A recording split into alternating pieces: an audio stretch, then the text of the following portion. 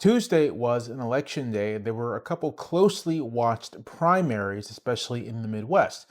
In Minnesota, it was the primary for the Senate race, for the Democratic nomination for the Senate in particular. Representative Angie Craig, a moderate, went up against Lieutenant Governor Peggy Flanagan, an outspoken progressive. Flanagan won that handily. Another victory for progressives within the Democratic Party. Over in Wisconsin, there was a closely watched gubernatorial primary. The Wisconsin gubernatorial field had been confused, to say the least. A lot of candidates, people dropping out, coming back in, all kinds of stuff. But for the past couple weeks, the leader in the polls has been Francesca Hong, a legislator out of Madison. The rest of the field did not seem to be able to consolidate around a challenger to Hong, and going into Tuesday, the assumption was that Hong was going to win. But as it turned out, that assumption was wrong. Because while Hong performed about as well as the poll suggested she would, almost 40% of the total vote, there was consolidation behind David Crowley, a former state legislator and currently serving executive of Milwaukee County. Crowley barely won, just 0.5%, and notched a victory for more traditional center-left candidates in the Democratic Party. So what do I think here? What should be the takeaways? There is a temptation whenever you have clear narratives to want to draw some big grand conclusion from the outcome of a race. Even when the outcome is exceptionally narrow, as it is in this instance. Some coverage has treated this as a major victory for moderates. Some coverage has treated this as a huge defeat for progressives. But I think both narratives are quite silly. Here's what I see between Flanagan's win in Minnesota and Crowley's win in Wisconsin. And I'll throw in El-Sayed's win in Michigan as well, another very close election. What I see is that the Democratic Party is almost evenly divided between a more traditional center-left and a rising progressive faction.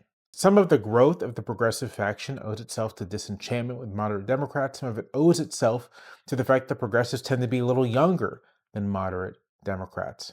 And some of it is a function of wanting to support big, ambitious policies. Opposition to aid to Israel has also been an important part of creating these distinctions and divides. But one interesting thing about both these races is that the coalitions behind each candidate is more varied than you would expect. Hong did exceptionally well in the rural areas of Wisconsin. And Crowley really did rely on the kind of highly educated urban whites that we associate with supporting progressive candidates. El-Sayed did much better with black voters than people anticipated. And Haley Stevens, his opponent, did, again, better in rural areas than people would have expected. We would need better surveys, more surveys to get a good sense of what voters are actually thinking here. But it seems to me that there is a broad openness within Democratic electorates for more progressive candidates. This doesn't translate to a hostility necessarily for moderate and establishment candidates. There is still concern over electability. I think that explains Crowley's win. Hong's flat-footedness in the face of national media did not wear well on her campaign. And her inability to give a good answer about past positions, as inconsequential as they might have been, made, I think, a lot of Democrats on the ground quite nervous. In a previous video, I said that once primaries are over, we should kind of cool down on the factionalism. And here, I'm going to practice what I preach and try to cool down on factionalism. Because the other thing I see in this race, the Wisconsin race, what I see in the Michigan race, is a willingness on all sides to bury the hatchet and let bygones be bygones. After El-Sayed won, Haley Stevens immediately declared her intent to campaign hard for his campaign and has been rebuffing interviewers who clearly want her to say something to the effect of, "I have my reservations." After her loss, Francesca Hong immediately declared that she was looking forward to working with and fighting for Crowley in the general election. Everywhere you look, on the ground, what you see are moderate Democrats consolidating behind progressive challengers when those progressive challengers win, and progressive challengers consolidating behind moderates when the moderates win. There's a recognition that the stakes are too high for petty squabbles and the narcissism of small differences. A sense that it would be utterly decadent to get consumed over factionalism in the face of real challenges. As a political matter, this bodes quite well for Democrats in the fall. Unity is good. It also bodes well that in each of these primaries, there has been massive Democratic turnout that eclipses Republican primaries.